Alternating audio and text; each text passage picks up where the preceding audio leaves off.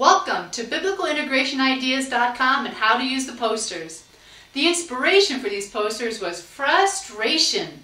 My students were having a difficult time connecting biblical principles with what they were learning. And to be perfectly honest, so was I. It was especially difficult because the students didn't know what I meant by biblical principles, and I did not want analogies, or worse yet, random Bible verses that did not really apply. We lacked a common, simple, easy-to-use resource outlining the basic principles of Christianity.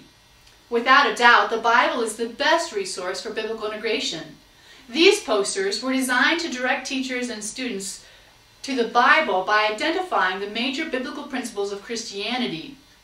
They are beautiful, functional, and useful for both teachers and students. For the teachers, they are useful in planning biblically integrated lessons and in instruction as a reference point during instruction. For students, they act as a list they can refer to, a resource when they are called upon to make connections in class or on assignments. The posters also provide an excellent structure for comparing other worldviews and religions with Christianity. For maximum effectiveness, a general knowledge of the posters is required. That's why I go over the posters with my students at the beginning of the school year. Without going into an exhaustive comparative study, I generally show the students how biblical Christianity differs from other worldviews as we go over the posters. Once I've gone over the information on the posters, I feel comfortable referring to them during instruction with the ultimate goal of having the students use them independently.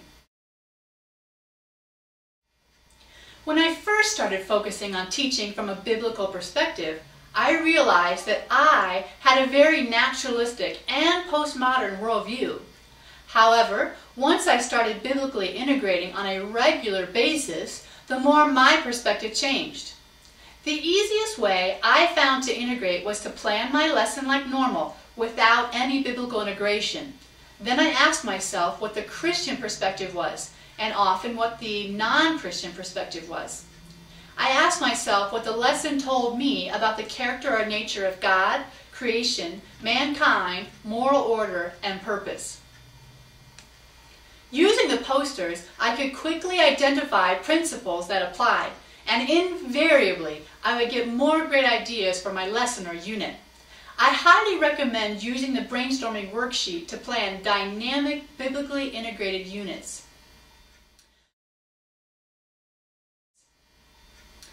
Once I identified the biblical principles in my lesson planning, I use the posters during instruction. I refer to them directly when I'm teaching, and I often ask the students to use the posters to help them identify relevant biblical principles. Both of these techniques increase student familiarity and comfort in using the posters. Really, we want our students to think biblically and critically on their own, without our assistance. Student comfort in identifying biblical principles can vary from class to class, but it's usually difficult for everyone at first. When I first start asking my students to make connections, I generally ask the class collectively, and I'm content with a few solid responses. As the year progresses, I expect more class participation. A note of caution though, it is not enough for students to just identify a biblical principle. They must also be able to explain why that principle applies. For instance, after teaching several lessons on matter, states of matter, atoms, chemical reactions, etc., I may ask my class, how does matter reveal the design of creation? At first, a student may just say, God is omnipotent. But how does our study of matter reveal that? Even though the connection is obvious to me, the student still needs to articulate and elaborate on that. Another student may say, creation is orderly and organized with specific properties. Again, you might think, totally obvious, but you would be surprised at how many students are just guessing or randomly reading principles from the poster. Sometimes the students choose principles that don't apply, or during their elaboration they make a total erroneous connection, often hypothesizing about what they think the Bible says. In those cases, I gently but directly address the biblical truth. The goal is for students to think biblically, and sometimes that takes correcting faulty thinking or assumptions.